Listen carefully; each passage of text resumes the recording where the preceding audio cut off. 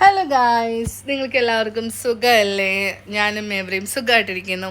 ഇന്ന് social media ഉപയോഗിക്കുന്ന എല്ലാവർക്കും തന്നെ അറിയാവുന്നൊരു കാര്യമാണ് എന്താണ് ആസിഫ് അലി രമേശ് നാരായണൻ ഇഷ്യൂ. അപ്പോൾ ഇവിടെ എനിക്ക് പറയാനുള്ളത് വെച്ച് കഴിഞ്ഞാൽ ഒരു കോയിൻ്റെ രണ്ട് വശങ്ങളുണ്ട്. ഇപ്പോൾ രണ്ട് പേർക്കും ഉണ്ടായിരുന്നത് എന്തവസ്ഥയാണെന്നുള്ളത് നമുക്കറിയില്ല. ആസിഫ് അലി ഇൻസൾട്ട് ചെയ്യപ്പെട്ടു, ഓക്കെ. രമേശ് നാരായണൻ ആ സമയത്ത് അങ്ങനെ ചെയ്യാനുണ്ടാവുന്ന സാഹചര്യം എന്താണെന്ന് അയാൾ പല മീഡിയകളിലും പറയുന്നത് കേട്ടു. ചിലപ്പോൾ അതുള്ള ഒരു സത്യം ഉണ്ടായിരിക്കണം. ഓക്കെ, ഇൻസൾട്ട് എന്തായാലും ഇൻസൾട്ട് തന്നെയാണ്. ഞാൻ ഇൻസൾട്ട് ചെയ്യപ്പെട്ട ആളുടെ കൂടെയാണ്, ആസിഫ് അലിയുടെ കൂടെയാണ് ഞാൻ.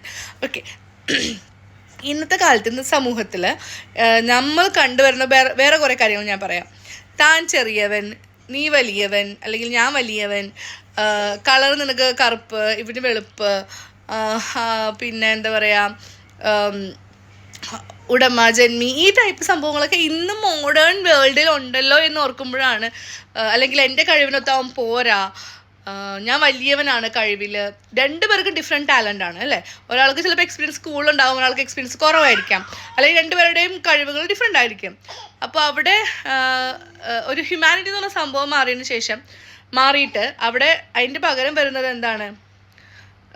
ഈഗോ, അല്ലെങ്കിൽ വി ക്യാൻ സേ ലൈക്ക് പാഷ്യാലിറ്റി, ഇങ്ങനത്തെ സംഭവങ്ങളൊക്കെയാണ് ഇടയിൽ കയറി വരുന്നത്.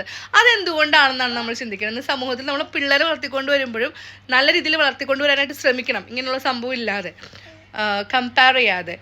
അപ്പോൾ നിങ്ങളുടെ അഭിപ്രായം കൂടെ രേഖപ്പെടുത്തൂ ഗായ്സ്.